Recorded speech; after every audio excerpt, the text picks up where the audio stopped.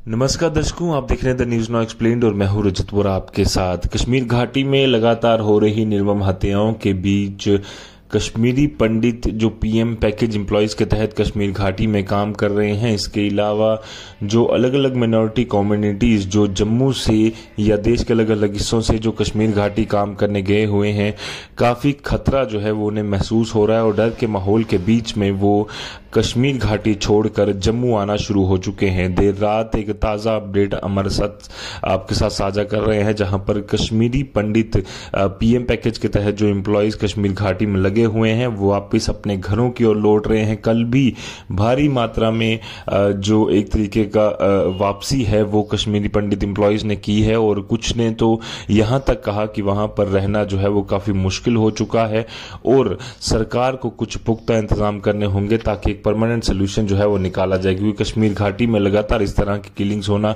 सबके लिए खतरा है, ना सिर्फ कश्मीरी पंडित्स के लिए पर कहीं ना कहीं नॉन कश्मीरीज को भी यहां पर टारगेट बनाया जा रहा है। जिस तरह से हमने कल भी देखा, एक नॉन कश्मीरी विजय कुमार की निर्मम हत्या कर दी गई। उसके अलावा शाम को जो दो नॉन कश्मीरी थे जिनमें से एक बिहार के रहने वाले, उनकी भी निर्मम हत्या जो है वो कर दी गई। एक और व्यक्ति जो है वो इंजर्ड हुआ। लगातार इस तरह के मामले सामने आ रहे हैं जो कि साफ तौर पर दर्शाता है कहीं ना कहीं जो डर फैलाने की कोशिश आतंकियों द्वारा की जा रही है। बट सिक्योरिटी फोर्सेस और लगातार जो सीनियर ऑफिशियल्स बैठे हैं कोशिश तो कर रहे हैं, बट अभी भी दोहरा चैलेंज जो है वो लगातार बनता हुआ नजर आ रहा है, जिसकी वजह से देर रात कई सारे जो एम्प्लॉयज हैं वो वापस जम्मू लौट रहे हैं।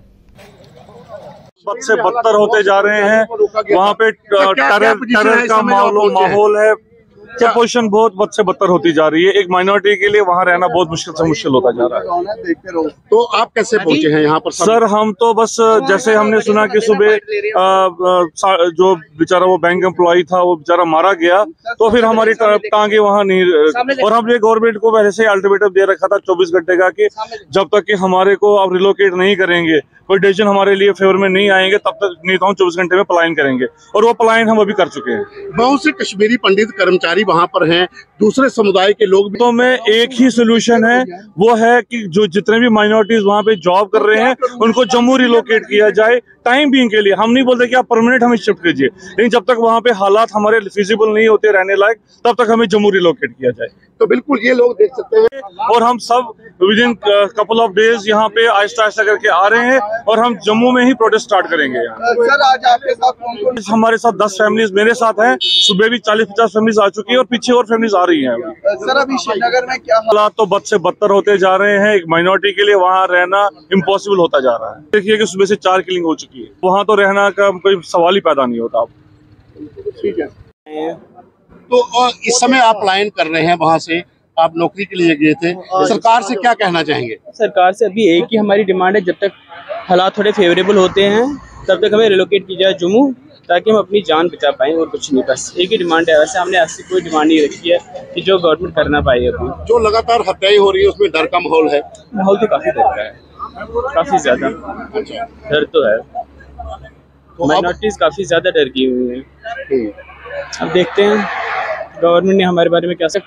हालात थोड़े फेवरेबल होते हैं तब तक हमें रिलोकेट की जाए जम्मू, ताकि हम अपनी जान बचा पाएं, और कुछ नहीं, बस एक ही डिमांड है। वैसे हमने ऐसी कोई डिमांड नहीं रखी है कि जो गवर्नमेंट करना पाए। अभी जो लगातार हत्याएं हो रही है उसमें डर का माहौल है। माहौल तो काफी डर का है, काफी ज्यादा डर तो है। माइनॉरिटीज काफी ज्यादा डर की हुई है। अब देखते हैं गवर्नमेंट ने हमारे बारे में क्या सोचा होगा। लेट्स सी, थोड़ा सा भरोसा उन पे भी रखते हैं, बट ऐसे उनके लग नहीं रहा है कि वो हमारे अभी फेवर में हैं। और हमारे पास अभी एक फिर से मास माइग्रेशन के बगैर हमारे पास कोई और ऑप्शन नहीं था कि हम वहाँ बैठ के सर्व करें। अभी तो हमने खाली अपनी जान बचाने का सोचा, अब आगे देखते हैं। ठीक है,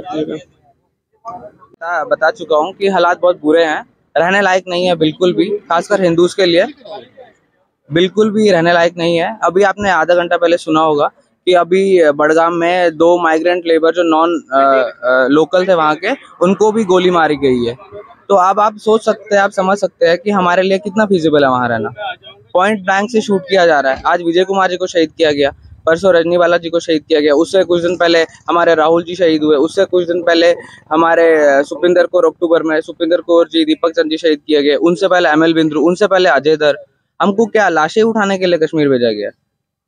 मैं एक ही सवाल है मेरा, एक ही रिक्वेस्ट है एक्चुअली, कि राइट टू लिव जो हमको इंडियन कॉन्स्टिट्यूशन देता है, हक देता है, हम वही चीज मांग रहे हैं। हमको गवर्नमेंट से कोई पर्क्स नहीं चाहिए, कोई ट्रांसफर, अकोमोडेशन, कुछ भी नहीं चाहिए। हमको सिर्फ जीने का हक दे जो हमको इंडियन कॉन्स्टिट्यूशन देता है, और मेरी कोई रिक्वेस्ट और कुछ नहीं मांग रहे हम, सिर्फ जीने का अधिकार। देखा कि सुबह से 4 माइनॉरिटी की किलिंग होती है और पीछे हमारी एक बहन स्कूल के प्रिंसिपल मारे गए, राहुल भाई मारे गए हमारे। तो अब देखें पिछले 1.5 साल से ये टारगेट किलिंग तो चलती ही आ रही है।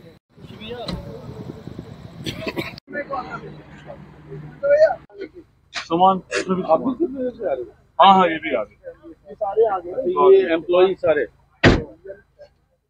फैमिली के बीच लगातार कश्मीर में काम कर रहे समुदाय के लोग और साथ में कश्मीरी पंडित लगातार ये डिमांड सरकार से करते आए थे कि हमें ये ऐसे लगा दो, 3 गाड़ी पीछे लगा दो, इधर लगा दो, आप आगे ले लो, थोड़ा सा आगे ले